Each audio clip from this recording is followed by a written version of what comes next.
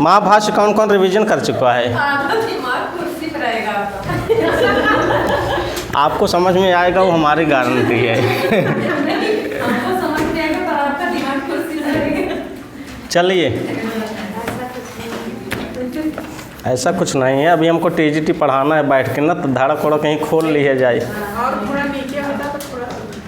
इसको और नीचे कर दें, कर दीजिए सर। हमको बोर्ड भी दिखाना है। चलिए कोई दिक्कत नहीं, पढ़िए आप लोग। चालू है रिकॉर्डिंग? चलिए कोई दिक्कत नहीं है। सब लोग खोल लीजिए यूनिट 6 वाक्य पदीयम वाला जो हिस्सा है हमारे में लिखा है वाक्य पदीयम ब्रह्मकांड ना। तो ब्रह्मकांड हम लोग, इसमें 3 कांड है ना। कौन कौन से हैं हम आपको बता दे रहे हैं, लिख के समझा दे रहे हैं अच्छे से।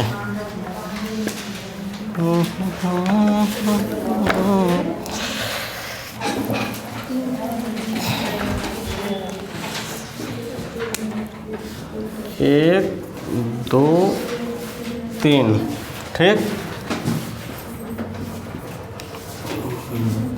ब्रह्मकांड। दूसरा है आपका वाक्य कांड।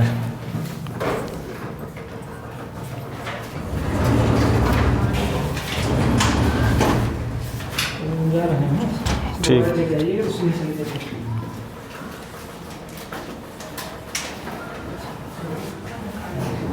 पदकांड।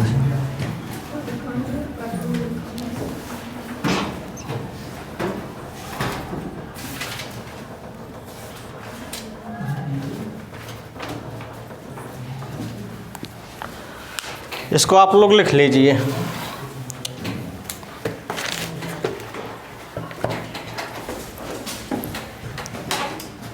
सही से लिख दें।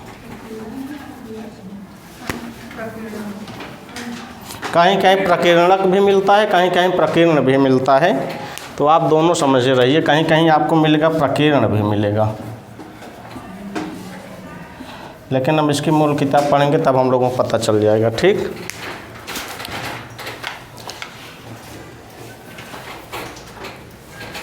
ब्रह्मकांड में कुल लगभग कितने श्लोक हैं? शायद 156 ना।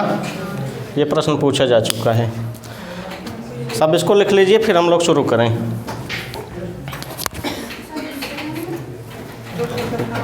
दूसरे तीसरे में ये सब नहीं पता है, हमको मिला भी नहीं। अब गाइड वाइड पढ़े होते तो मिला होता, भूमिका भी अच्छे से पढ़े होते तब भी मिला होता, समय भी नहीं मिला पढ़ने को। प्रथम कांड वाला इम्पॉर्टेंट है, ये हमारे सिलेबस में है, इसलिए इसको लिख दिए हैं, ठीक।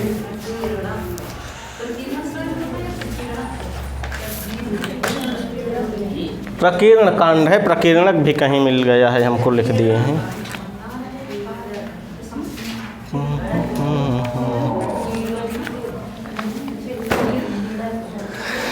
क्या हुआ सर? शुरू करें हम लोग। सिलेबस आप लोग निकालिए, फिर इसको लिखते रहिए। सिलेबस में देखिए लिखा है यूनिट 6 में हमको पढ़ना है वाक्य पदीयम ब्रह्मकांड ना। तो सबसे पहले ये वाक्य पदीयम किसकी रचना है? भर्तृहरि की है ना। भर्तृहरि की एक कैसी रचना है?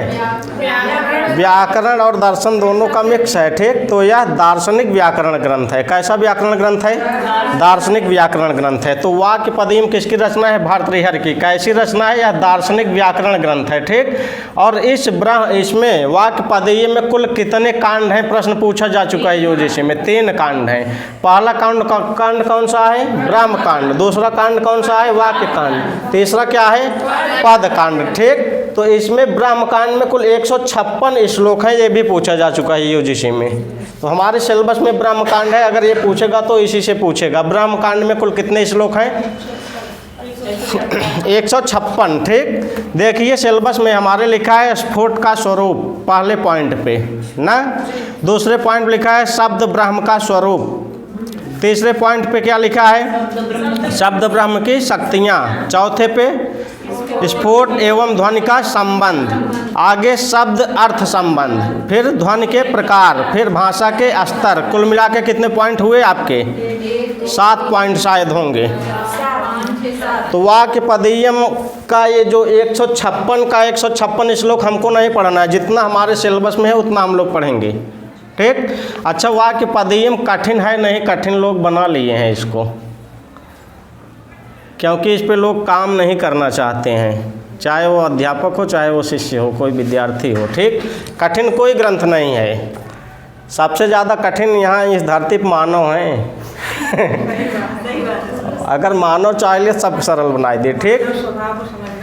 चलिए, तो हम इस पॉइंट में देखिए, सबसे पहले लिखा है क्या, स्फोट का स्वरूप। दूसरे पॉइंट पर लिखा है शब्द ब्रह्म का स्वरूप। तो इसी शब्द ब्रह्म के स्वरूप से इसका प्रारंभ होता है, तो हम इसी दूसरे पॉइंट को पहले देखेंगे आज। ठीक। स्फोट का स्वरूप इसमें बाद में दिया है, तो इसको हम बाद में देख लेंगे। तो देखिए, इसमें शब्द ब्रह्म का स्वरूप शुरू से लेकर के 4 से 5 श्लोकों में शब्द ब्रह्म का स्वरूप दिया गया। वो 4-5 श्लोक हम पढ़ेंगे अच्छे से, कोई दिक्कत। सब लोग खोल लीजिए, पहला श्लोक इसका मिला। सबकी इसी राइटर की किताब है कि और किसी की है? किसी की भी हो उससे मतलब नहीं है, क्योंकि हम संस्कृत टू संस्कृत पढ़ाएंगे। ठीक। चलिए पढ़िए हमारे साथ, हम वाचन करेंगे एक बार, फिर आप लोग करेंगे। ठीक। पढ़िए। अनादि निधनम ब्रह्मा शब्द तत्वम यदक्षरम विवर्ततेऽर्थ भावेन प्रक्रिया जगतो यतः। फिर से पढ़िए। अनादि निधनम ब्रह्मा शब्द तत्वम यदक्षरम विवर्ततेऽर्थ भावेन प्रक्रिया जगतो यतः। पहली लाइन में देखिए लिखा है ब्रह्म ना, कर रहे हैं ब्रह्म है कौन, आगे लिखा है शब्द तत्वम, कर रहे हैं शब्द रूपी तत्व ही ब्रह्म है। यहाँ से प्रश्न पूछा जा चुका है, वाक्य पदीयम के अनुसार ब्रह्म है, तो जिस ऑप्शन में शब्द रहेगा या शब्द तत्व रहेगा वही ऑप्शन हमारा सही होगा। कर रहे हैं शब्द तत्वम, जो शब्द रूपी तत्व है वही ब्रह्म है। ठीक। ये प्रश्न पूछा जा चुका है, शब्द तत्वम ब्रह्म। ठीक। ऑप्शन में देगा ब्रह्म क्या है, शब्द या शब्द तत्व। कह रहे हैं जो शब्द रूपी तत्व है वही वाक्य पदीयम के अनुसार या भर्तृहरि के अनुसार ब्रह्म है। ठीक। अच्छा, जो शब्द तत्व रूपी ब्रह्म है वह कैसा है, पहले लाइन में बता रहे हैं। अनादि निधनम, अन आदि, आगे लिखा है निधनम, अन आदि मतलब जिसका आदि नहीं है। आगे क्या लिखा है, निधनम। निधन मतलब अंत। कह रहे हैं जिसका न तो आदि है न तो अंत है, जो न तो उत्पन्न हुआ है न तो मरने वाला है। ठीक। समझ में आ रही बात। प्रश्न पूछेगा अनादि निधनम किसे कहा गया, ब्रह्म को। ब्रह्म कैसा है, शब्द रूपी तत्व को ही ब्रह्म कह रहे हैं। तो कह रहे हैं जो शब्द रूपी तत्व ही ब्रह्म है वह ब्रह्म अनादि निधनम है। वह न तो उत्पन्न हुआ है न तो कभी मरेगा। ठीक। न तो उसका क्या हुआ है, जन्म हुआ है न तो मरण होगा। वह कैसा है, अनादि निधनम। समझ में आई बात। और ब्रह्म कैसा है, अंतिम में लिखा है अक्षरम। अक्षरम मतलब जिसका कभी क्षरण होने वाला नहीं है, जो कभी जिसका विनाश नहीं होगा, वह क्या है, ब्रह्म। पहली लाइन सब तक पहुंच गई। लिखा है पढ़िए। अनादि निधनम ब्रह्मा शब्द तत्वम यदक्षरम। लिखा है यद, जो शब्द तत्वम शब्द रूपी तत्व है ब्रह्म वही ब्रह्म है, और वह ब्रह्म अनादि निधनम है, और वह ब्रह्म अक्षरम है। कोई दिक्कत। नीचे आइए पढ़िए। विवर्ततेऽर्थ भावेन प्रक्रिया जगतो यतः। अंतिम में लिखा है यतः, जिससे। यहाँ कौन सा प्रत्यय लगा है यतः में, तसिल प्रत्यय लगा है। यतः जिससे जगतः प्रक्रिया, इस जगत की सारी प्रक्रियाएं अर्थभावेन अर्थभाव से विवर्तते विवर्तित होती हैं। मतलब जिस ब्रह्म से जगत की सारी प्रक्रियाएं अर्थभावेन अर्थभाव से क्या होती हैं, विवर्तित होती हैं। ब्रह्म का विवर्त कहा गया है ना। इस संसार के सभी जंतु, सभी प्राणी, सभी पेड़ पौधे, सब कुछ ब्रह्म के ही विवर्त है ना। वही कह रहे हैं कि मतलब इस संसार की सारी प्रक्रियाएं अर्थभावेन अर्थभाव से क्या है, विवर्तते ना। तो उस ब्रह्म के जो शब्द तत्व रूपी ब्रह्म है, उसी ब्रह्म का क्या विवर्त है। जगत के संसार जो संसार की सारी प्रक्रियाएं हैं, उस ब्रह्म का क्या है, विवर्त है। ठीक, जो संसार की सारी प्रक्रियाएं हैं वो अर्थ भाव रूप से इस संसार में क्या हुई हैं, परिणत हुई हैं। ठीक, पूछ लेगा। वेदांत सार में एक विवर्तवाद पूरा टॉपिक ही हमको पढ़ना है ना। ब्रह्म का विवर्त बताया गया है जगत को। वही कह रहे हैं कि मतलब इस संसार में, इस संसार की सारी प्रक्रियाएं अर्थभावेन अर्थभाव से क्या विवर्तते, मतलब उस ब्रह्म की विवर्त है। कोई दिक्कत? प्रश्न पहली लाइन से बना है, बार बार कई प्रश्न बना है।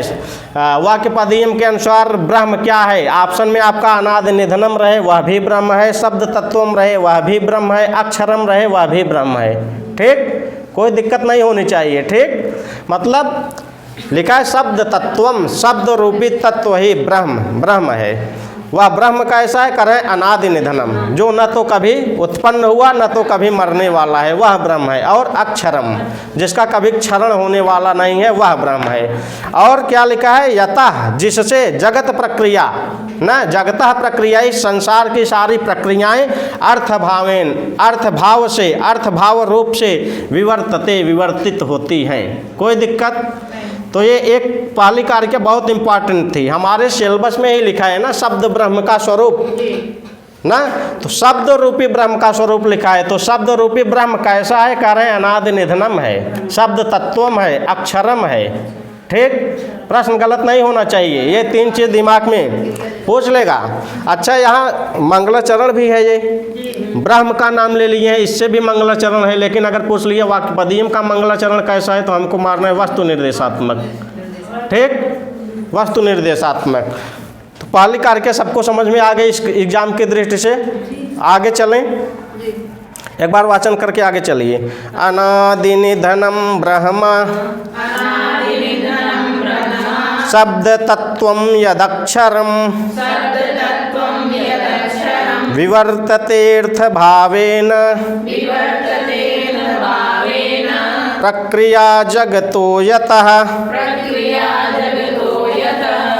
अच्छा, संसार की सारी प्रक्रियाएं किस कैसे, मतलब उस ब्रह्म का विवर्त है। लिखा है अर्थभावेन। ये भी अगर ऑप्शन में दे दिया कि वो संसार की सारी प्रक्रियाएं ब्रह्म का विवर्त बता रही हैं, कैसे, तो ऑप्शन में रहेगा अर्थभावेन, अर्थभाव से, अर्थ रूप से। ठीक, ये भी अगर प्रश्न बनेगा तो इसको आप ध्यान दिए रहिएगा। बना है तो हम बता भी दिए, इसीलिए छोड़े नहीं हैं। आइए दूसरी कार्यक्रम में।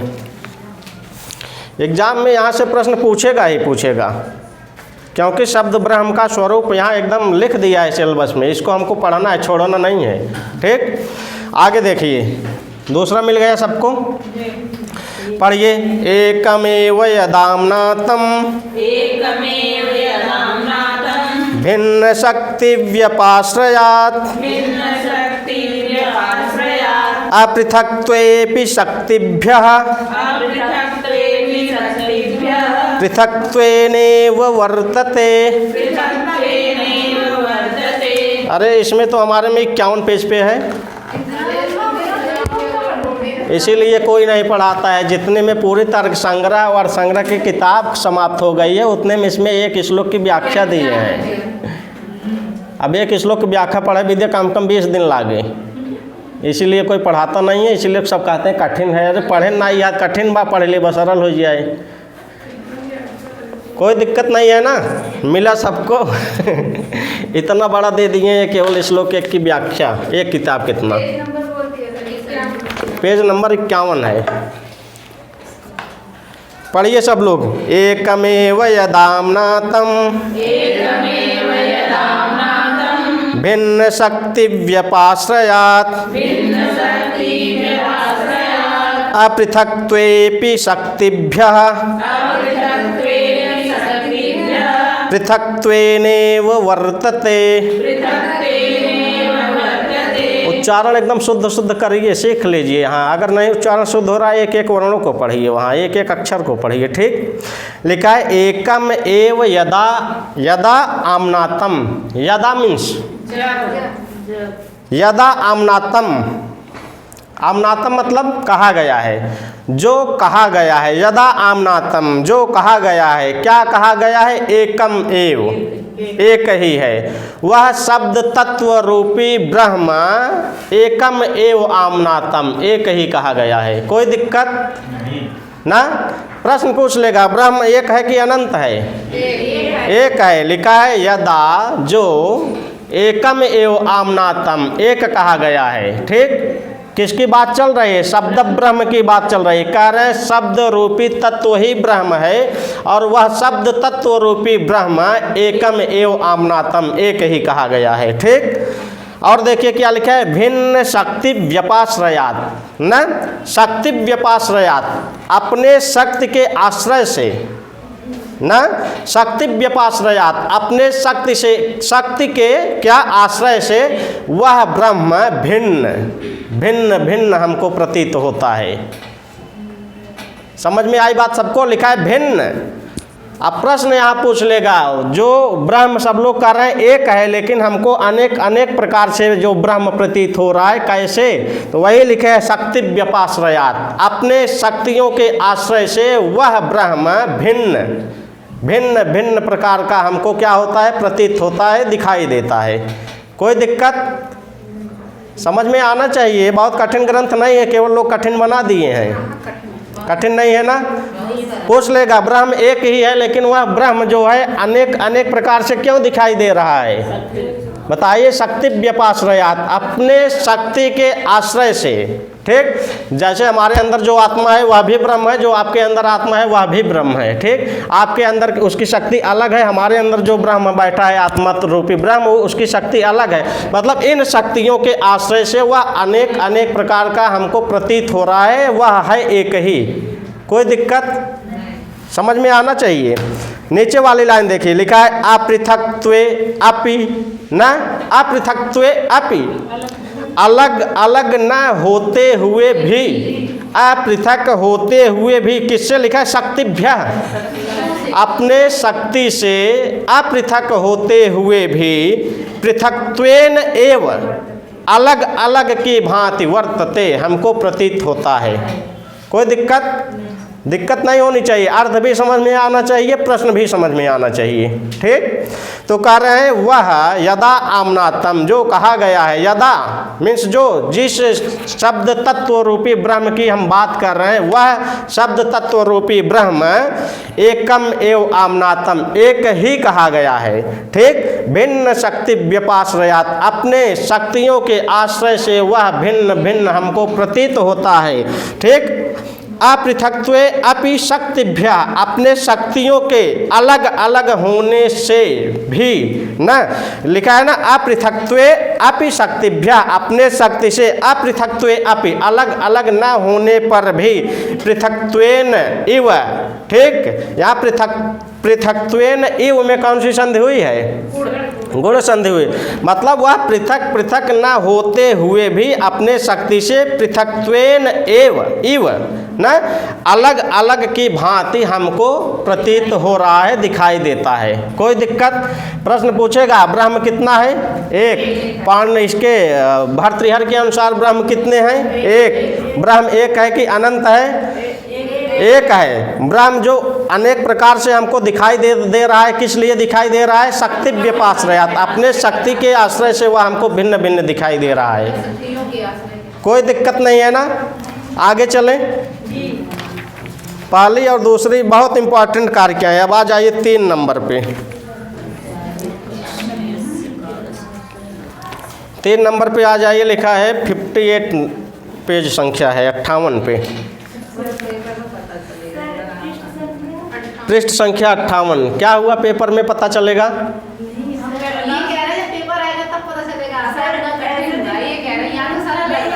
यहाँ सरल लग रहा है, वहाँ भी सरल तब लगेगा जब आप जाके अपने रूम पे पढ़ेंगे, तब वहाँ भी सरल लगेगा, नहीं पढ़ेंगे कठिन लगने लगेगा। केवल आप इसको कल भर छोड़ दीजिए, परसों आपको कठिन लगने लगेगा, हम क्या बताए थे वो भी कठिन हो जाएगा। अगर सरल किसी चीज़ को बनाना है ना, तो बार बार उसका चाहे वाचन करिए, बार बार उस पर अभ्यास करिए। एक लाइन भी आई है ना, अनाभ्यास विषम विद्या। अभ्यास नहीं करेंगे सारी विद्याएं आपकी नाश हो जाएंगी।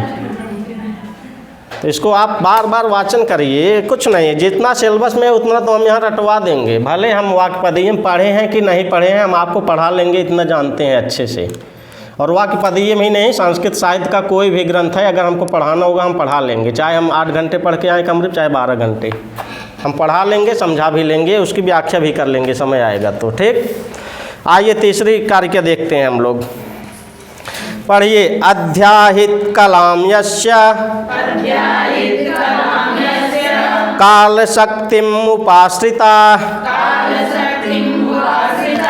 जन्मादयो विकाराः षड् भावभेदस्य योनयः। लिखा है पहली लाइन में यस्य, यस्य पद से यहाँ किसका बोध हो रहा है, बात चल रही है शब्द तत्व रूपी ब्रह्म की। तो कह रहे हैं यस्य, जिस शब्द तत्व रूपी ब्रह्म की अध्याहित कलाम। अध्याहित मतलब होता है आरोपित, अध्याहित मतलब आरोपित। तो लिखा है यस्य, जिस शब्द तत्व रूपी ब्रह्म की अध्याहित कलाम, आरोपित कलाओं वाली ना, क्या आगे लिखा है काल शक्तिम। क्या लिखा है, काल शक्तिम। तो यहाँ से भी प्रश्न बन गया, पूरी लाइन देख के पूछ लेगा किस ग्रंथ से लाइन ली गई है, वाक्यपदीयम से ली गई है। किस कवि से संबंधित है, भर्तृहरि से संबंधित है। और पूछ लेगा आरोपित कलाओं वाली शक्तियाँ, ब्रह्म की आरोपित कला वाली शक्ति कौन सी है, आगे लिखे काल शक्तिम। प्रश्न बनेगा वाक्यपदीयम से। ठीक, ब्रह्म की आरोपित कला वाली शक्ति कौन सी कही गई है, काल शक्ति। ठीक, देखिए लिखा है अध्याहित कलाम, आरोपित कलाओं वाली काल शक्तिम। काल शक्ति का, काल शक्ति पर क्या उपाश्रिता, आश्रित होकर के, आरोपित कलाओं वाली काल शक्ति पर आश्रित होकर के नीचे आ जाइए, जन्म आदयो विकारा षड्भाव। मिला, जन्म आदि 6 भाव विकार उत्पन्न होते हैं। प्रश्न बन गया आपका, जन्म आदि 6 भाव विकार ब्रह्म की किस शक्ति से उत्पन्न होते हैं, काल शक्ति से उत्पन्न होते हैं। ठीक, और वह काल शक्ति कैसी है, ब्रह्म की आरोपित कलाओं वाली शक्ति है। ठीक, तो ब्रह्म की आरोपित कलाओं वाली शक्ति काल शक्ति, और उस काल शक्ति का आश्रय लेकर के हमारे जन्म आदि 6 भाव विकार उत्पन्न होते हैं। कोई दिक्कत नहीं होनी चाहिए। यहाँ से प्रश्न पूछा जा चुका है, जन्म आदि हमारे जो 6 भाव विकार, 6 भाव विकार किसको किसको याद है, बताइए। जन्म, सत्ता, परिणाम, वृद्धि, संस्कृत में बताइए, तो हिंदी में लिख दिया गया है, क्योंकि वहाँ संस्कृत में प्रश्न पूछेगा। जायते, अस्ति, विपरिणमते, वर्धते, अपक्षीयते, यही है ना। जायते, अस्ति, विपरिणमते, वर्धते, अपक्षीयते, विनश्यते। अच्छा, इसका सीरियल पूछा जा चुका है, इसका सीरियल क्या है, इसका सीरियल आपको याद रहना चाहिए। जायते, हाँ, तो यहाँ ऊपर लिखा भी लाइन में तो वही कह रहे हैं, वह 6 भाव विकार कैसे उत्पन्न हो रहे हैं, कह रहे हैं ब्रह्म की काल शक्ति से उत्पन्न हो रहे हैं। हम पढ़ेंगे निरुक्त, तो वहाँ भी 6 भाव विकार पढ़ेंगे। तो इसका सीरियल आपको याद रहना चाहिए, जायते, अस्ति, विपरिणमते, वर्धते, अपक्षीयते, विनश्यते।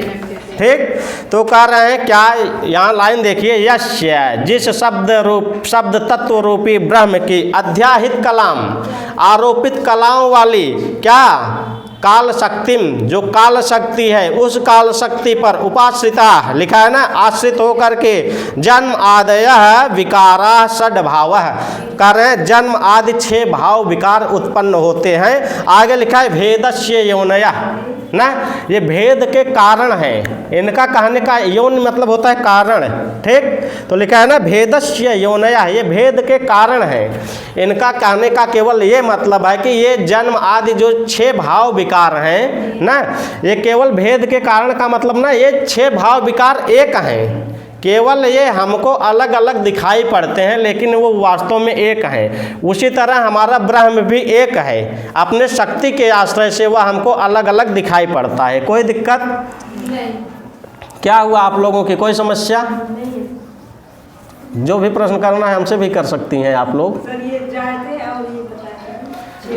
जायते अस्ति विपरिणमते वर्धते अपक्षीयते विनश्यते। लिख लीजिए, जायते एक, जायते एक, अस्ति 2, विपरिणमते 3, वर्धते 4, तीसरा बोले हैं विपरिणमते, चौथा है वर्धते, पांचवा है अपक्षीयते, छठवां है विनश्यति। ये इसका सीरियल आपको याद रहना चाहिए। 6 विकार, 6 भाव विकार कौन है कौन नहीं है और प्लस इसका सीरियल, ठीक। आगे चले हम लोग, लिख लीजिए सब, इसको आपको याद करना है, बहुत ज़रूरी है। इसका मतलब समझ रहे हैं, लिखा है जायते, जायते मतलब उत्पन्न होना। अच्छा, जो उत्पन्न हुआ, आगे लिखा है अस्ति, अस्ति मतलब है, उसकी सत्ता है, जो उत्पन्न हुआ फिर उसकी सत्ता है। आगे क्या लिखा है विपरिणमते, मतलब वृद्धि नहीं, वृद्धि तो आगे है, उसमें विपरिणाम हुआ ना, थोड़ा सा विकार हो ना, जैसे जो हाँ अंकुरित हुआ जिसको कहते हैं ना। उसके बाद लिखा है वर्धते, वह पूरा बढ़ गया जब, ठीक। उसके बाद है अपक्षीयते, जब पूरी तरह से बढ़ गया तो अब उसका धीरे धीरे क्षरण होगा ना, धीरे धीरे पतन होगा, और लास्ट में हो गया विनश्यति, वो लास्ट में जाके समाप्त हो जाएगा। कोई दिक्कत नहीं है ना। हिंदी भी आप लोग पढ़ने की कोशिश किया करिए, जो हिंदी लाइन नीचे दी गई है उसमें सारा सब कुछ समझाया गया है। पढ़िए, अध्याहित कलाम यस्य काल शक्तिम उपाश्रिता जन्मादयो विकारा षड् भावभेदस्य योनयः। यहाँ यश पद से किसका बोध हो रहा है? शब्द तत्व रूपी ब्रह्म की ना, कह रहे हैं शब्द तत्व रूपी ब्रह्म की आरोपित शक्ति ना, आरोपित शक्ति किसकी है? कह रहे हैं शब्द ब्रह्म रूपी, शब्द रूपी ब्रह्म की अध्याहित कलाम, जो आरोपित कलाओं वाली शक्ति है वह है क्या? काल शक्ति। और ऐसे काल शक्ति के ऊपर आश्रित होकर के हमारे जन्म आदि 6 भाव विकार उत्पन्न होते हैं। और ये 6 भाव विकार लिखा है भेदस्य योनया, ये भेद के कारण है। ये वास्तव में अलग अलग 6 भाव विकार नहीं है, ये केवल हमको प्रतीत हो रहे हैं, ये केवल भेद के कारण है। वास्तव में 6 भाव विकार एक ही है। एक ही व्यक्ति पैदा हुआ, फिर उसकी सत्ता है, फिर उसमें विपरिणाम हुआ, फिर वह बढ़ा, फिर उसका क्षरण हुआ, लास्ट में मर गया ना। कुल मिला जुला के ये कहना चाह रहे हैं कि हमारा ब्रह्म एक है, वह केवल अपने अलग अलग शक्तियों के द्वारा हमें अलग अलग तरह से प्रतीत होता है, ठीक। इसमें यही उदाहरण दे रहे हैं, जिस प्रकार ये 6 भाव विकार हैं एक ही, केवल हमको अलग अलग प्रतीत हो रहे हैं, उसी प्रकार वह ब्रह्म भी एक है, अपने अनेक शक्तियों के द्वारा वह जो है हमको अनेक अनेक तरह से प्रतीत हो रहा है। कोई दिक्कत? अगले चलिए, चौथे नंबर पे, पेज संख्या 65 पे। मिला सबको? चले चलिए। अच्छा, सब लोगों को समझ में आ रहा है वाक्यपदीयम चल रहा है? कभी ये तो नहीं, इसके पहले लगा होगा वाक्यपदीयम, बड़ा कठिन है ना। अच्छा, कठिन क्यों लगता है आपको? लगता है कि व्याकरण और दर्शन इसमें दो चीज़ समाहित हैं, और जब हम दोनों की दृष्टि से पढ़ेंगे तब तो हमको सरल लगने लगेगा। जब केवल एक ही की दृष्टि से पढ़ेंगे, केवल व्याकरण की दृष्टि से इसको पढ़े तो दर्शन छूट गया आपका, दर्शन की दृष्टि से पढ़ेंगे तो व्याकरण छूट रहा है, तो कठिन होगा ही। दोनों दृष्टि से पढ़िए, एकदम पूरी तरह से सरल है ना। देखिए, इसको हम यहाँ से कल जाने के बाद खूब पढ़े हैं एकदम मेहनत करके हम, क्योंकि अब इसको हम भी नहीं पढ़े थे कभी, हमको पढ़ाना था आज क्लास में। अगर हम वाक्य पदीयम हम कल 2 घंटे 3 घंटे पढ़ के यहाँ पढ़ा दे रहे हैं 1 घंटे, तो टीजीटी और पीजीटी अब का करब कैसे करब भगवान जाने। ऐसा एक भी शब्द नहीं है जो आपसे छूटेगा और जो आपसे नहीं बनेगा, चाहे वो टीजीटी भी हो, चाहे पीजीटी हो, चाहे यूजीसी ही क्यों ना हो। ठीक, चलिए पढ़िए। एकस्य सर्वबीजस्य यस्य चेयम् अनेकधा भोक्तृभोक्तव्यरूपेण भोगरूपेण च स्थितिः। च स्थिति नहीं पढ़ेंगे, च स्थिति पढ़ देंगे तब भी चलेगा, क्योंकि वहाँ ई नहीं लिखा है, वहाँ सीधे आधे स से शुरुआत हो रही है। ठीक, तो पढ़िए। एकस्य सर्वबीजस्य यस्य चेयम् अनेकधा भोक्तृभोक्तव्यरूपेण भोगरूपेण च स्थितिः। लिखा है पहली लाइन में यस्य। यस्य, यस्य मतलब, यश मतलब जिसकी, जिसकी किसकी? शब्द तत्व रूपी ब्रह्म की। कह रहे हैं जिस शब्द तत्व रूपी ब्रह्म की, चा मीन्स और ना, और जिस शब्द तत्व रूपी ब्रह्म की इयम अनेकधा, इयम मतलब इस प्रकार से, अनेकधा अनेक प्रकार से, नीचे आ जाए लिखा स्थिति, मतलब जिस शब्द तत्व रूपी ब्रह्म की इस प्रकार अनेकधा स्थिति, अनेक प्रकार से स्थिति होती है। अनेक प्रकार से स्थिति हो रही है कि नहीं ब्रह्म की ना। तो कह रहे हैं यस्य, जिस शब्द तत्व रूपी ब्रह्म की इयम अनेकधा, इस प्रकार अनेक प्रकार से स्थिति हो रही है ना। अच्छा, वो अनेक प्रकार कौन कौन से हैं? दूसरी लाइन लिखा है, देखिए। भोक्तृभोक्तव्य रूपेण भोग रूपेण च स्थितिः ना। भोक्तृ एक बता दिए, भोक्तृ रूपेण 1, भोक्तव्य रूपेण 2, भोग रूपेण 3 बता दिए यहाँ ना। कह रहे हैं भोक्तृ, भोक्तृ मतलब भोक्ता, भोग करने वाला, और भोक्तव्य मतलब जो भोग्य वस्तुएं हैं। जैसे हम एक किताब को पढ़ रहे हैं ना, इसका उपभोग कर रहे हैं, तो ये वस्तु जो है ये भोक्तव्य हो गई, और हम भोग कर रहे हैं तो हम भोक्ता हो गए। ठीक, और लिखा है भोग रूपेण, आगे लिखा है भोग रूपेण, तो इसका हम लोग जो भोग कर रहे हैं, उपभोग कर रहे हैं, वो भोग हो गया। तो कह रहे हैं भोक्तृ भोक्तव्य भोग इन अनेक प्रकार से ना, क्या उस शब्द तत्व रूपी ब्रह्म की जो स्थिति हो रही है, उपस्थिति हो रही है, वह ब्रह्म एकस्य, पहली लाइन में जाए, एकस्य एक ही है, आगे लिखे सर्वबीजस्य और सभी बीजों का कारण है। ठीक, इनका कहने का मतलब ब्रह्म तत्व एक ही है, उसी ब्रह्म तत्व से वह सभी बीजों का कारण है, मतलब उसी ब्रह्म तत्व से ही सारे ब्रह्मांड के जीव जगत उत्पन्न हुए हैं। ठीक, प्रश्न पूछेगा जगत का कारण किसे कहा गया? ब्रह्म को कहा गया। ठीक, इस संसार के समस्त बीजों को उत्पन्न करने वाली कौन है? ब्रह्म। ठीक, तो शब्द तत्व रूपी ब्रह्म जो यह भोक्तृ भोक्तव्य भोग रूप से इस अनेक प्रकार से इसकी जो स्थिति हो रही है, वह ब्रह्म एकस्य एक है, और क्या है? सर्व बीजस्य सभी बीजों का कारण है। कोई दिक्कत? प्रश्न बन रहा है ना, अर्थ भी समझ में आ रहा है? तो चलिए पढ़िए। एकस्य सर्वबीजस्य यस्य चेयम् अनेकधा भोक्तृभोक्तव्य रूपेण भोगरूपेण च स्थितिः। अगर लाइन देके पूछ लिए लाइन किस ग्रंथ से है? वाक्य पदीयम से। किस कब से संबंधित है? लाइन देके पूछ लिए इस लाइन में किसकी सत्ता का वर्णन चल रहा है?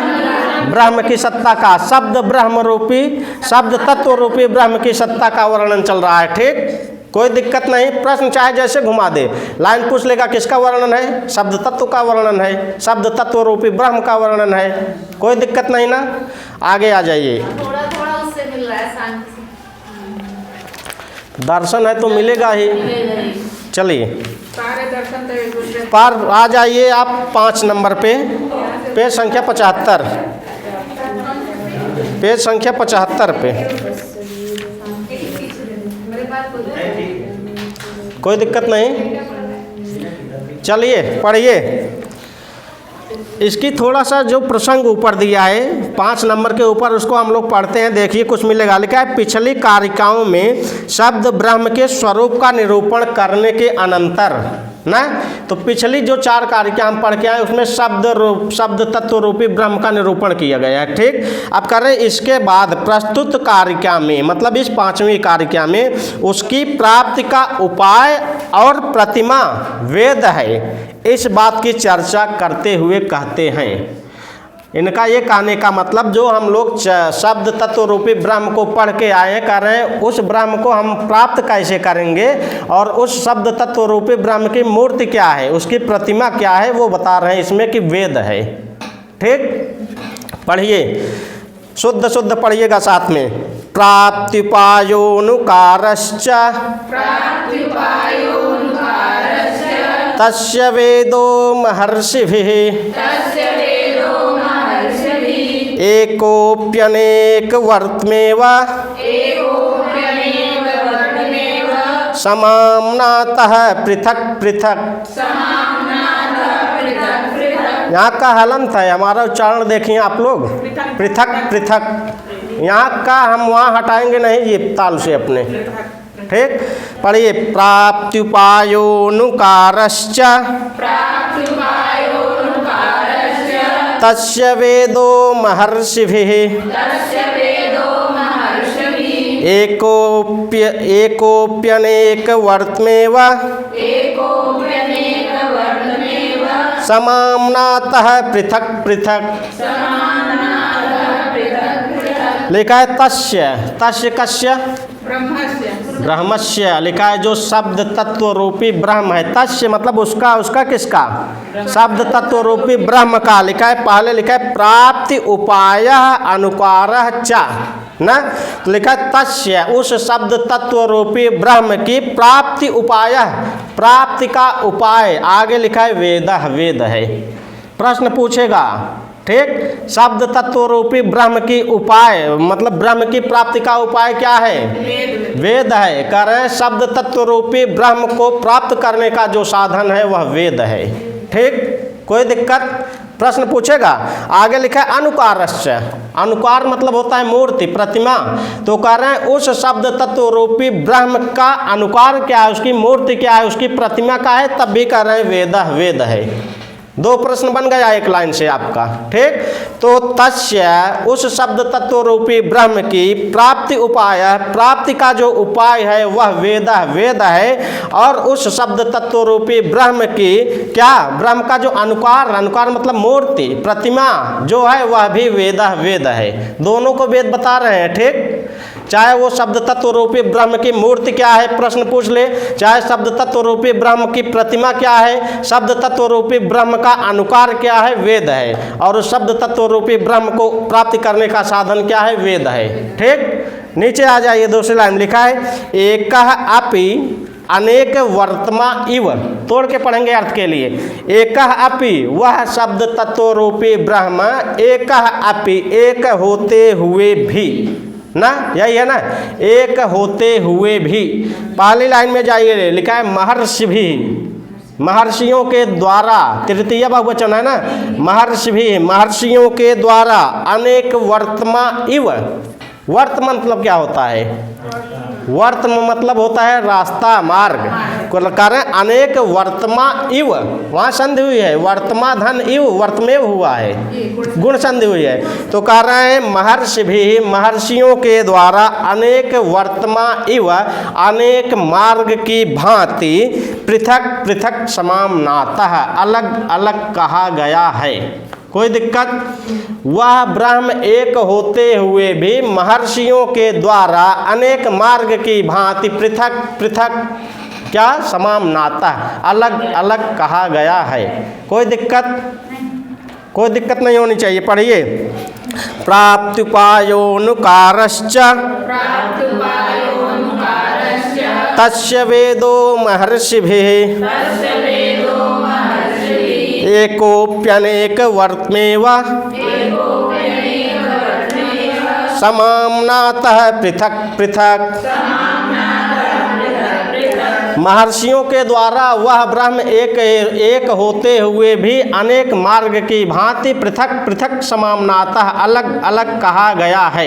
एक प्रश्न तो ये बन गया, और एक प्रश्न आपका बनेगा, वह जो शब्द तत्व रूपी ब्रह्म है उसके प्राप्ति का उपाय क्या है? वेद है। ठीक, और वह जो शब्द तत्व रूपी ब्रह्म है उसके अनुकार क्या है, उसकी मूर्ति क्या है, उसकी प्रतिमा क्या है? वेद है। यही प्रश्न बनेगा, इससे कठिन प्रश्न यूजीसी में बनेगा नहीं, कोई दिक्कत। अब हमारे सिलेबस में देख लीजिए, ये जो था शब्द ब्रह्म का स्वरूप, शब्द ब्रह्म का स्वरूप यहाँ समाप्त हो जाता है। अब हम लोग अगले टॉपिक पे आएंगे। क्या वाला, कौन सा?